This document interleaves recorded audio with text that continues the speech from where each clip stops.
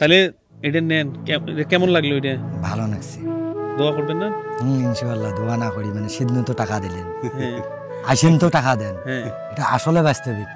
আগা কিস্তি দিয়েছেন 500, ফির এক কিস্তি 300, ফির কালকে 500 দিন ফির দিয়েছেন 100। এটা সারা জীবনকার কথা থাকে, বিশাল। এটা বিশাল দোয়া করবেন। আর হলো কেউ তো দেন না। আসসালামু আলাইকুম। 500 কম্বল বিতরণের আজকে পঞ্চম পর্ব। আসুন আপনাদের সঙ্গে পরিচয় করে দেই এমন একজন মানুষের, যিনি সমাজের একটি অবিচ্ছেদ্য অংশ, অনেকের শৈশব কৈশোর যৌবনের অবিচ্ছেদ্য অংশ। তিনি একজন বাদাম বিক্রেতা, বাদাম বিক্রি করেন গ্রামের একটি স্কুলে। সেই স্কুলেই তার বসবাস।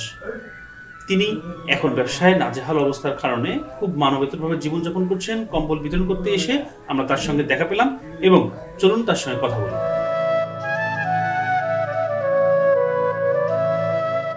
সুপ্রিয় দর্শক, আমাদের মাঝে যাকে দেখছেন রুহুল আমিন, তিনি কিন্তু সকলের ভালোবাসার একটা নাম। তার একটাই নাম ভাইজান।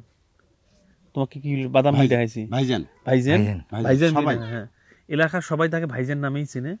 অনেকে মজা করে বাদাম বলে ডাকে। কারণ কি, সে স্কুলে আমার বাবার সময় থেকে বাদাম বিক্রি করে। আমার চাচারা তার কাছ থেকে বাদাম খাইছে। সব মিলিয়ে দেখা যায় যে বাদাম বিক্রি করা ছাড়লো না, কিন্তু তার পেশাটাই তিনি ধরে রাখলো।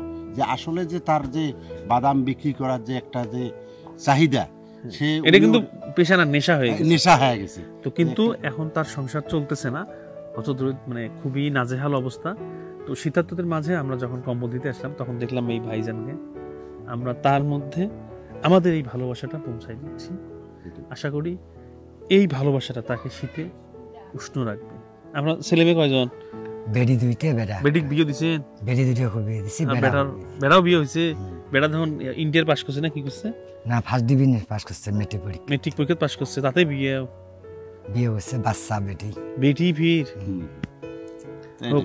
তাহলে এটা নেন, কেমন লাগলো? এটা ভালো লাগছে। দোয়া করবেন না? ইনশাআল্লাহ দোয়া না করি মানে সিদ্ধ তো টাকা দিলেন, আসেন তো টাকা দেন, এটা আসলে বাস্তবিক। আগা কিস্তি দিয়েছেন 500, ফির এক কিস্তি 300, ফির কালকে 500 দিন ফির দিয়েছেন 100। এটা সারা জীবনকার কথা থাকে, বিশাল। এটা বিশাল। দোয়া করবেন। আর হলো কেউ তো দেন না, দোয়া খায়ের করবেন ইনশাআল্লাহ। আল্লাহ তোমার মঙ্গল করুক। আর দোকানটা একটা ভালো করে সাজিয়ে দিন। নাই যে টাকা বেশি না হলে তোমার ওই দোকান সাজাতে কয় টাকা লাগবে? গাড়ি এলে এখানে ভালো হয়। গাড়ি কয় টাকা দাম? 17,000 টাকা দামের গাড়ি 5,000 টাকাতে বেচে খাইলাম। এখন কি তোমার গাড়ি হলে কি তোমার চলে যাবে? হ্যাঁ, গাড়ি হলে চলে যাবে। গাড়ির বাজেট কত দেওয়া লাগবে? এই 13-14 হাজার হলে এখানে গাড়ি হয়। 13-14 হাজার হলে গাড়ি হবে। ঠিক আছে, তাহলে আমরা গাড়ির একটা উদ্যোগ নিব। আমাদের এই প্রোগ্রাম সফল হলে আপনার জন্য একটা গাড়ির একটা ব্যবস্থা করব। গাড়ি এলে এখানে তাহলে সারা জীবন স্কুলে দোকান করে খেলাম। ওই করোনার আগ থাকি যান, আলহামদুলিল্লাহ করোনায় আপনার ধ্বংস করে দিয়েছে। ওই করোনা 1 বছর আগ থাকি তখন তাই বাদ দিছং। ওই অবস্থায় খালি গামলাত করে বাদাম ধরি যাং। কাল হাট জুড়ি বেচা আছে 160 টাকা। বাদাম মানুষ কিনবে না, তার মানুষ খায় কি না কিনলে বর্তমান অভাব যে মানুষের হাতে টাকা নেই। এটা হামা বলি না, সব দোকানেরই বর্তমান পরিস্থিতি কায়দা করে চলছে সবাই।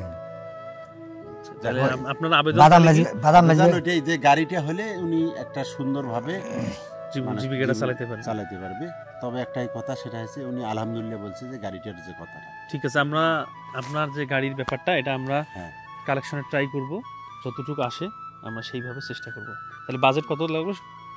13-14 হাজার টাকা হলে একটা গাড়ি হবে। ঠিক আছে, আমরা এটাই উদ্যোগ নিব। আচ্ছা, ঠিক আছে। সালাম আলাইকুম। সবাইকে সালাম। আসসালামু আলাইকুম।